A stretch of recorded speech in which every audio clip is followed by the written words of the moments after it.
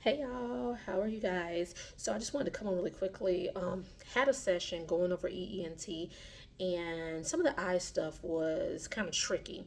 And so as I was going over it, I like to kind of teach, and if you've taken any of my reviews, you know I like to group things together for you guys. So what I mean by that, things that may present similarly, I like for you to study those together so that you're able to differentiate between the two.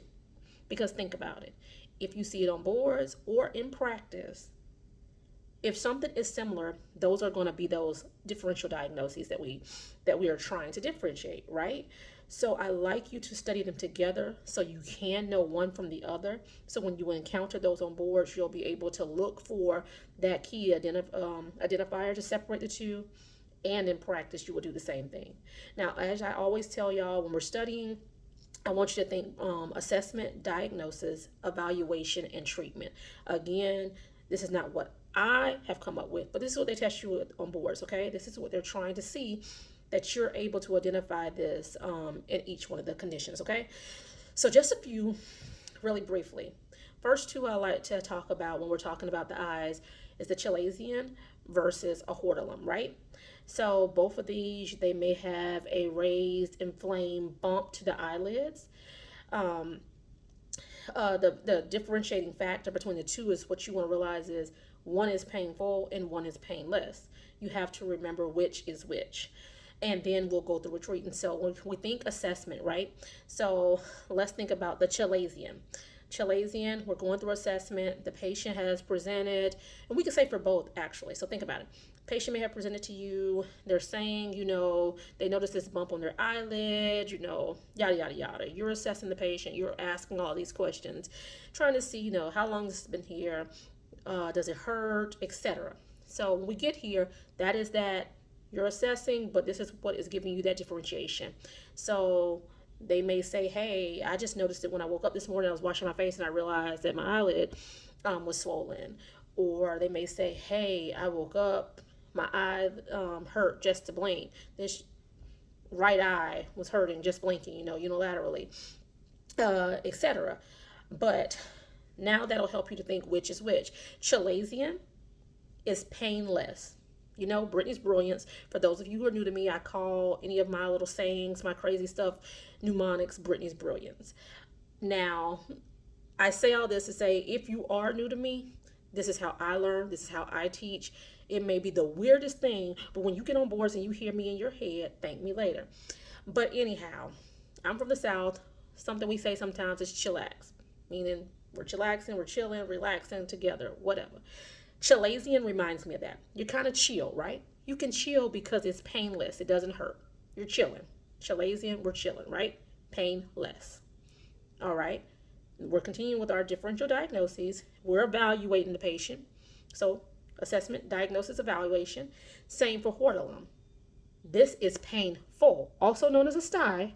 And I think of hortolum as horrible.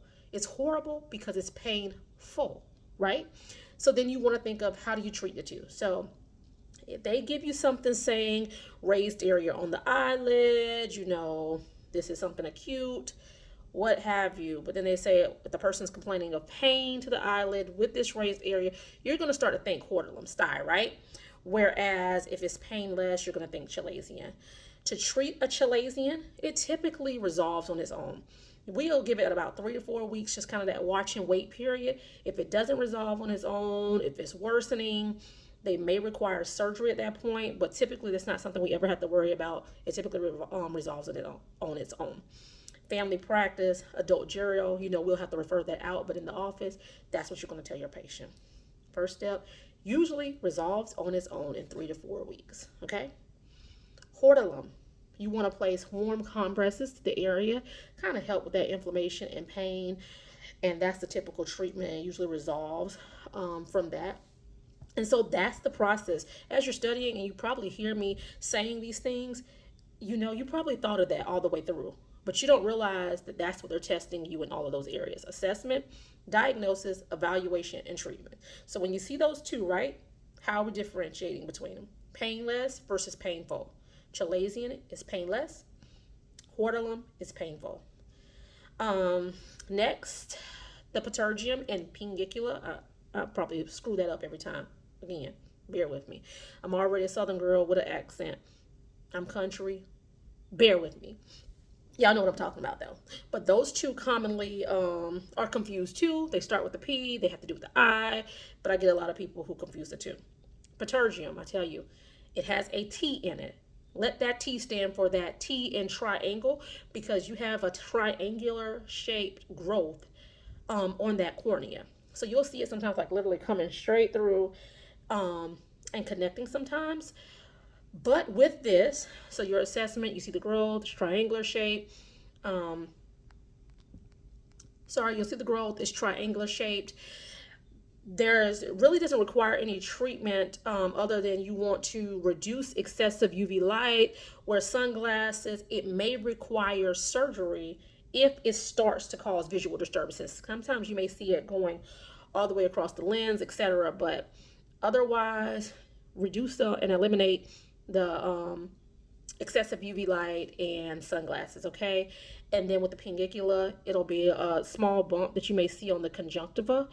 And with that same treatment, you want to eliminate the excessive UV light with that, okay? So with those, not only do they affect the eye, start with the P, but they have the same treatment, okay?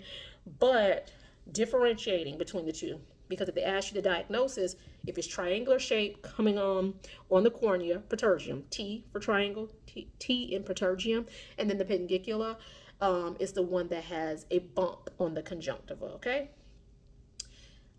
Two others that I like to talk about that are similar are, I shouldn't say that they're similar, but people kind of confuse the two. With glaucoma, we have the open angle glaucoma and then we have angle closure glaucoma. With the open angle, this is where they may have visual disturbance, but it's gradual visual disturbances, okay? And with that, I say this actually is the most common one of glaucoma, but I say, hey, your eyes are open. You want to keep them open, but they're still open. So open angle, there's just gradual vision disturbance. The eye is still open. We treat this with beta blocker eye drops like timolol or atenolol. Now, angle closure glaucoma is where that intraocular pressure is increasing so rapidly and it's so painful, the visual changes happen rapidly as well. This is an emergent case, and I say angle closure, your vision is changing very quickly. You don't want those eyes to close. You don't want any vision or additional visual disturbances. So this is an emergent case, and you want to refer out to the emergency room for ophthalmology to do further management and treatment and surgical interventions to help in those areas to prevent any further visual disturbances or damage, okay? So again, because people say I talk fast, let me break that back down. We have open angle glaucoma versus angle closure glaucoma. Both cause visual disturbances. Both need to be monitored and treated. Open angle, your eyes are still open. You have gradual vision changes, okay? You can use beta blocker eye drops to aid in the treatment of this, and you continue to monitor frequently and closely. Now, angle closure is an emergent case. The eyes are attempting to close, is how I say it, because you're losing vision. You don't want those eyes to close, right? So it's happened so rapidly due to the increased intraocular pressure, and this is what's causing that damage to those nerve endings. But you want to refer out. This is no longer an office treatment. Refer to eliminate and reduce the chances for further visual disturbances and damage. So I hope that's helpful. I like to group those together. It's so much more in eyes. I have some other videos where I really show you images and walk through like your cotton wool spots, your AV nicking, microvascularization, things like that. Check out those videos to kind of help you see the image and know what I'm talking about. These, I just wanted to kind of group these together. Also don't forget about your arcusinellas and your cataracts. I didn't really go into that because they're not similar to any of these. I have other videos with those included as well. But I just really want to go over those because just working with this student today, as they were having difficulty and, just because there's so many different little eye factors and things, I wanted to break it down and kind of go over it to see, because y'all may be having the same hiccups, and hopefully this can be helpful for you guys. If you found this helpful, please share with a friend, a colleague, or someone that you know who may find this helpful as they're preparing for boards or practice. And make sure you like, subscribe, and share across the board.